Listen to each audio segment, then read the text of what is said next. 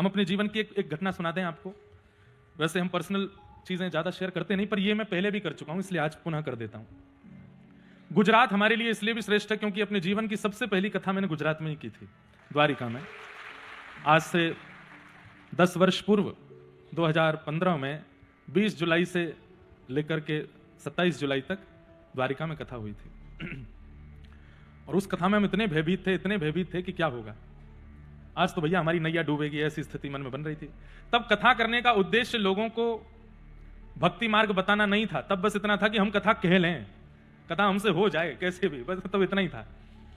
पूज्य पिताजी महाराज का इतना यश, सब जगह लोग इतना सुनते थे, तो एक ये भी भार था कि भैया उनका नाम है, उनकी प्रसिद्धि है, उसका भी ध्यान रखना है।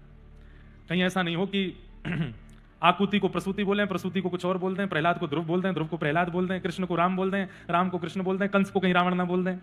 तो यही सब चिंतन चल रहा था मन में। बालक ही थे हम, 17 वर्ष के थे उस समय। तो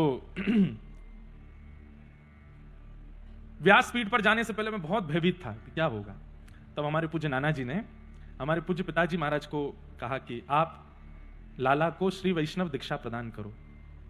तब हमारे पूज्य पिताजी ने गोमती मैया के तट पर, गोमती समुद्र संगम के तट पर, कथा शुरू होने से पहली बार मंच पर बैठने से 2 घंटा पहले, तब तो हमारे यहाँ श्री वैष्णवों में तप्त मुद्रा देते हैं, पर शीत मुद्रा देकर के उन्होंने दीक्षा संपन्न की और कहे अब जाओ आप मंच पे कथा कहने के लिए।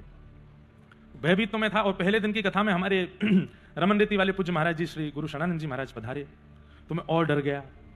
मैंने कि एक तो 5-6 हजार लोग हैं, ऊपर से पिताजी सामने बैठे हैं, नाना जी बैठे, ऊपर से महाराज जी हो रहे हैं, अब मैं क्या बोलूं।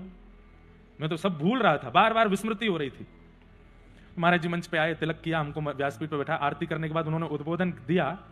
और उद्बोधन करने के बाद पिताजी से बोले, ठाकुर जी अब हम जाते हैं, लाला थोड़ा निर्भीकता से कथा करेगा, अगर हम बैठेंगे तो थोड़ा डर जाएगा। तो हमारे पिताजी बोले, वो आपको सुनाने के लिए तो बैठा है, बैठो। तो महाराज जी अब मुझसे बोले, हमको सुनाओगे? अब मैं कैसे कहूं कि नहीं। मैं कहूं हाँ महाराज जी। तो फिर हमारा सोफा सामने लगवा, हम सामने बैठ के सुनेंगे। मैंने कहा इधर बैठ जाते तो मैं बिना देखे ही कहता। सामने महाराज जी बैठे। पर बालक बुद्धि में एक बात बता रहा हूं केवल आपको। महाराज जी सामने बैठे और मैं पूज्य पिताजी के गुरुदेव का स्मरण कर रहा था, अपने दादा गुरुदेव का, पिताजी के शिक्षा गुरुदेव श्री अनंत विभूषित श्री रामानुज प्रपन्नाचार्य गुरु जी। भैया ऐसी परिस्थिति में ठाकुर जी को याद नहीं, गुरु को याद करो। ठाकुर जी तो ऐसी परिस्थिति में खेलते हो रहे हैं, अच्छा घबरा रहा है और इसकी घबराहट बढ़ा दो, उनको तो आनंद आता है, इसलिए गुरुदेव को स्मरण करो। तो हमने हमारे पिताजी के गुरुदेव, शिक्षा गुरुदेव, जिनकी कृपा से आज सब कुछ है, ऐसे अनंत श्री विभूषित श्रीमद् भागवत के सचल विग्रह श्री रामानुज प्रपन्नाचार्य गुरु जी, उनका चित्र मेरी हर कथा में सन्मुख रहता है। मैंने उनका अनुभव नहीं किया, 6 महीने की आयु थी मेरी, तब भगवत धाम प्रस्थान कर गए थे। उनका मैंने स्मरण किया, मैंने हे दादा गुरुदेव भगवान आप कृपा करो, मुझे और कुछ नहीं चाहिए, बस भागवत जी की मर्यादा और जो मैं कहूं उसमें कुछ गड़बड़ ना हो, सीधी सीधी। हमने तो ये तक सोच लिया ये मेरी पहली और आखिरी कथा है, बस ये हो जाए। ये दादा गुरुदेव का चित्र दिखा रहे हैं टीवी पे, ये हनुमान जी के बगल में विराजते हैं। तो मैंने तो ये भी विचार कर लिया कि हे गुरुदेव भगवान ये कथा कैसे भी करवा दो, इसके बाद में कुछ और ही कर लूंगा मैं कथा, तुम कुछ और ही कर लूंगा मैं कथा, तुमसे होगी नहीं। इतने लोग बैठते हैं, डर लगता है, चित्त में घबराहट होती है। और गुरु कृपा से, ये तो नहीं कहेंगे बहुत अच्छे से बोले, लेकिन हाँ संभल करके कथा हो गई। और मैं आंख बंद करके बोलता चला गया। थोड़ी देर बोलने के बाद जब आंख खोली तो सामने बैठे हमारे पूज्य रमन रीति वाले महाराज जी भावुक चित्त में बैठे थे और ऐसे नीचे से इशारा कर रहे थे, वाह कितना सुंदर आनंद। लेकिन अब समझने वाली बात, चित्त में अभिमान आ गया। व्यासपीठ पे बैठा था तब तक तो नहीं, पर जैसे ही नीचे उतरा तो जब लोग बाग सब बड़े प्रसन्न हो रहे थे, बधाइयां दे रहे थे, पहली बार कथा, इतनी सुंदर कथा करी इंद्रेश जी ने, ये वो, तो एक सूक्ष्म अभिमान आया, अपने आप के ऊपर ऐसा भाव आया अब तो हम जीत गए जंग, और देखो मैंने क्या सुंदर करके दिखाया। मन में ये तक भाव आ गया कि पूज्य पिताजी महाराज ने भी अपनी पहली कथा में इतना अच्छा नहीं बोला होगा जितना मैंने बोला। अभिमान आया। लेकिन श्रेष्ठ जन चेहरा पढ़ लेते हैं, तो मैं तो बस फूले नहीं समाऊं। हमारे जो मित्र आदि थे और जो घर के सदस्य सब गले लगावे, मैं सबके गले लगूं, जबकि होना ही चाहिए, सबके पैर छीने थे। भाई पहली बार कथा की है, तो किसी के पैर वैर नहीं, सबको गले लगाऊं। देखा कथा कितनी बढ़िया करी, कितना अच्छा बोला। मैं अपनी आप बीती बता रहा हूं, कहीं आपको यह ना लगे कि बाहर की बात कर रहे, मैं स्वयं का बताता हूं कि मुझ में एक सूक्ष्म अभिमान आया। लेकिन जब कक्ष में गया तो हमारे नाना जी बैठे थे और मैं जाके बोलूं, मैं नाना जी कैसी रही कथा, देखा कितना अच्छा मैंने बोला, उस श्लोक का कितना अच्छा भाव बताया, कितना अच्छा।